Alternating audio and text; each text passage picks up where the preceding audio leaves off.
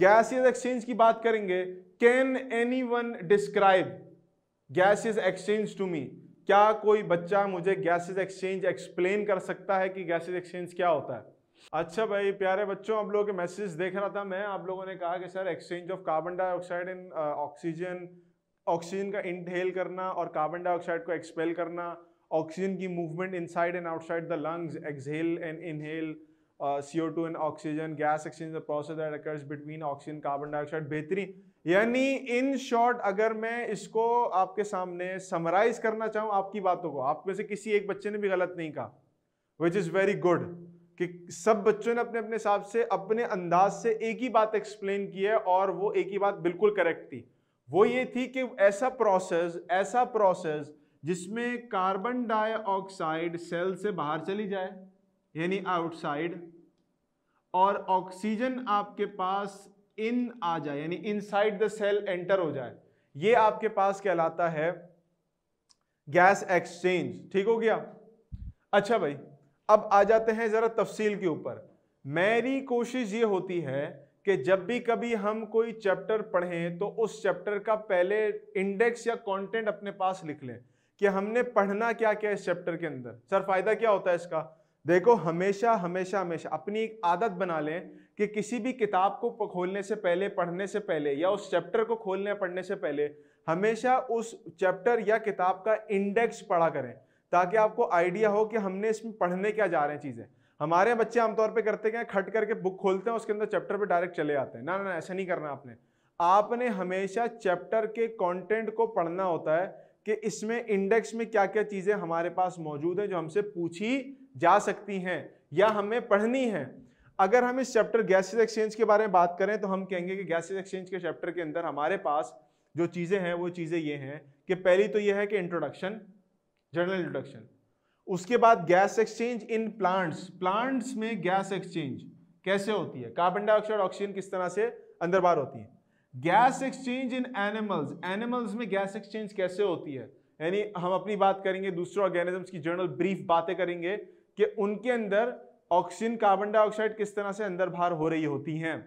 Moving on to the last step, इंसानों के अंदर यानी पूरे लंग्स का सिस्टम, हम कैसे सांस लेते हैं, कैसे हमारे पास लंग्स फिल होते हैं एयर से, बाहर निकलती है एयर आपके पास प्रेशर के साथ, इन सब की बातें करेंगे हम लोग आखिर में जाके। फिर उसके बाद इंसानों ही के जो गैस एक्सचेंज के मैकेनिज्म है उससे रिलेटेड कुछ बीमारियां भी तफसीली हल्की सी पढ़ लेंगे ताकि हमारा टॉपिक कंप्लीट हो जाए। ये 4 कंटेंट हैं आपके सामने रहेंगे, तो आपको लिस्ट करने में आसानी होगी कि बात कैसे करनी कैसे नहीं करनी। ठीक हो गया? तो आज की क्लास में पहली चीज जो आपने सीखी वो कॉन्सेप्ट्स किस तरह से बनाने, कॉन्सेप्ट बनाना सबसे इंपॉर्टेंट काम है। दूसरी चीज आपने क्या कही कि पढ़ना कैसे, पढ़ने के लिए सबसे पहले क्या करना है, किताब खोलो, चैप्टर खोलो, कुछ भी खोलो, सबसे पहले उसके इंडेक्स और कंटेंट के ऊपर आपने नजर डालनी है। ठीक हो गया? अच्छा जी, अब आ जाते हैं जरा आगे। Let's talk about the basic introductory definition और statement regarding gas exchange. Gas exchange से रिलेटेड कुछ बातें करते हैं। देखिए, बात कुछ इस तरह से है कि गैस एक्सचेंज में हमारे पास जो डेफिनेशन मैंने लिखी है, अगर नोट डाउन करना चाहो तो नोट डाउन कर लो, चीजों को सिंप्लीफाई करके आपके सामने रखा हुआ है। नेक्स्ट टाइम आपसे कोई बात करे, देखो गैस एक्सचेंज का मतलब आप लोगों ने बता दिया, कार्बन डाइऑक्साइड बाहर, ऑक्सीजन अंदर। ठीक है ना? थोड़ी सी और तफसील अगर आपसे मांगी जाए इस बारे में जिसमें सारी बातें कवर हो रही हो, तो वो यहां मैंने आपके सामने लिखी हुई है। क्या लिखा है जरा इसको पढ़ लीजिए। तमाम लिविंग ऑर्गेनिजम्स को ऑक्सीजन चाहिए होती है। क्यों चाहिए होती है? ताकि वाइटल मेटाबॉलिक प्रोसेसेस आपकी बॉडी के चल सकें। मेटाबॉलिक प्रोसेसेस क्या होते हैं, कोई डिफाइन कर सकता है मुझे? What is metabolism? Metabolic process क्या चीज होती है? Sir, that helps us from working and give us energy. All chemical reaction occurring inside the body. Hasan ने कहा कि वो चीजें जो हमें एनर्जी देती हैं ताकि हम काम कर सकें। आशीष कह रहे हैं कि सर केमिकल रिएक्शन जो हमारी बॉडी में हो रहे होते हैं, और कोई इसमें ऐड करना चाहिए। बरीरा कह रही है वो केमिकल रिएक्शंस का सेट जो लिविंग ऑर्गेनिजम्स में होता है जिससे आप नॉर्मल लाइफ प्रोसेसेस को मेंटेन कर सकते हैं, चला सकते हैं, इसको मेटाबॉलिज्म कहते हैं। और भाई, और आई वांट मोर आंसर, सारे बच्चों की जवाब चाहिए। देन आई विल कंक्लूड और summarize all these comments and answers. बहरहाल अब सुनते जाओ। आशीष ने एक और चीज ऐड की है sir, anabolism and catabolism combine होके मेटाबॉलिज्म बनाते हैं, बिल्कुल ऐसा ही है। नाउ लिसन टू मी, हमारे पास एक बड़ा स्ट्रक्चर है, अगर हम उसको छोटे स्ट्रक्चर्स में तोड़ दें तो ये कहलाता है कैटाबॉलिज्म।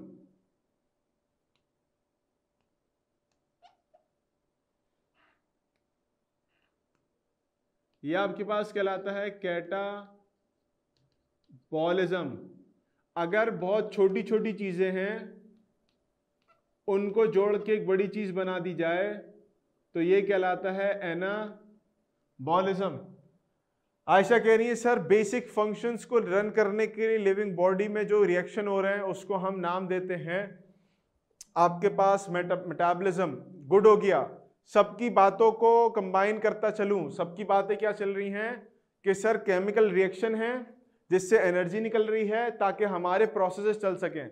मैं बात कर रहा हूं, आप सुन रहे हैं, मैं मूव कर रहा हूं, आप लिख रहे हैं, मैं आपके पास यहां पर लिख रहा हूं, आप उसको देख के नोट डाउन कर रहे हैं।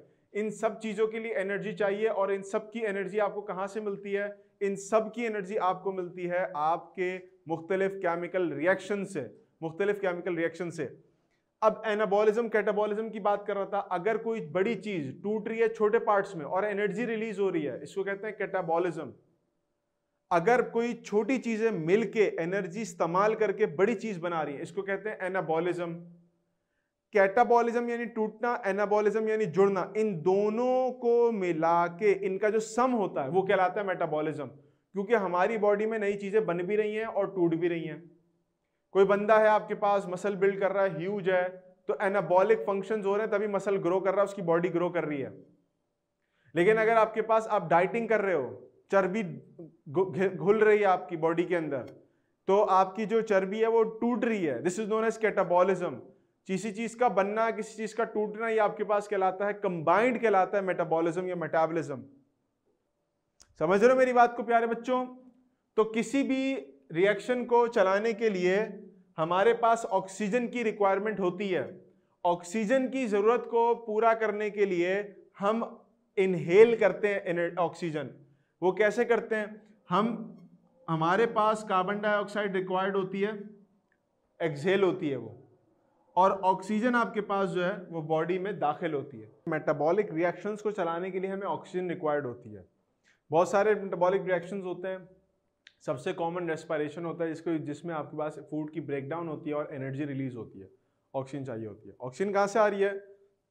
जब कभी मैं एयर को इनहेल कर रहा हूं तो मेरे पास कार्बन डाइऑक्साइड बाहर जाएगी एवरी टाइम आई एक्सहेल, और इनहेल करते हुए ऑक्सीजन मेरे पास एनवायरनमेंट से आ रही है। इस इसके नतीजे में ऑक्सीजन जो बॉडी में एंटर होती है वो मुख्तलिफ एनाबॉलिक कैटाबॉलिक प्रोसेसेस को पूरा करवाती है, जिसको हम सिंपली मेटाबॉलिक रिएक्शंस कहते हैं। और हमारे पास हमारी बॉडी को एनर्जी मिलती है जिससे हमारे बॉडी मुख्तलिफ कामों को परफॉर्म करती है। ये जो काम परफॉर्म करवाने के लिए ऑक्सीजन एंटर हो रही है इसको, और कार्बन डाइऑक्साइड बाहर निकल रही है, ये गैसेस का एक्सचेंज है। ऐसा नहीं है कि सिर्फ एक ही चीज अंदर आ रही है दूसरी बाहर ही नहीं आ रही। एक्सचेंज करना किसको कहते हैं? पुराने जमाने में एक तरीका होता था, उसको कहते थे पार्टर सिस्टम। ये बहुत पुरानी बात बता रहा हूँ, जब करेंसी पैसा आपके पास दुनिया में आया ही नहीं था, गोल्ड भी नहीं था, ऐसा बहुत पुरानी सदियों की बात है। तो उसमें क्या करते थे कि मुझे किसी की गाय पसंद आई है ना, मुझे गाय खरीदनी है, बकरा खरीदना है कोई, या मुझे कोई गधा या घोड़ा खरीदना है, तो मैं क्या करता था कि मैं उस बंदे को जाके जो है वो अनाज का या चावल का एक थैला देता था और वो मुझे सामने से गाय बकरा दे देता था। इसको कहते थे पार्टर सिस्टम। ये एक्सचेंज होता था, मैं उसको कोई चीज देता हूं, वो मुझसे कोई चीज ले लेता है। तो इसी तरह से आपके पास एक्सचेंज हो रहा है, चीजों का तबादला हो रहा है। तो ऐसे ही आपके पास ऑक्सीजन और कार्बन डाइऑक्साइड का तबादला हो रहा है। यहाँ पर बरीना ने टर्म यूज किया है, उन्हीं का वर्ड मैंने यहाँ पर इस्तेमाल किया, गैसों का तबादला, वो कह रही है गैस एक्सचेंज। तो ये जो हमारे पास गैसेस का एक्सचेंज हो रहा है, यानी carbon dioxide and oxygen like they are going in and out of the body, this is known as gas exchange. वही बातें जो आपने बोली थी उसी के अंदर बस मैंने मेटाबॉलिक फंक्शन वाला पार्ट इन्वॉल्व कर दिया। क्योंकि दिमाग में सवाल आता है कि भाई गैस एक्सचेंज जरूरी है क्यों? तो जरूरी इस वजह से because we require this oxygen, और अगर ये ऑक्सीजन होगी तो उस ऑक्सीजन के बदले में हम मेटाबॉलिक प्रोसेस अपने बासानी चला सकते हैं, जिससे हमें एनर्जी मिलती है और उस एनर्जी को फिर हम दूसरे कामों में इस्तेमाल कर रहे होते हैं।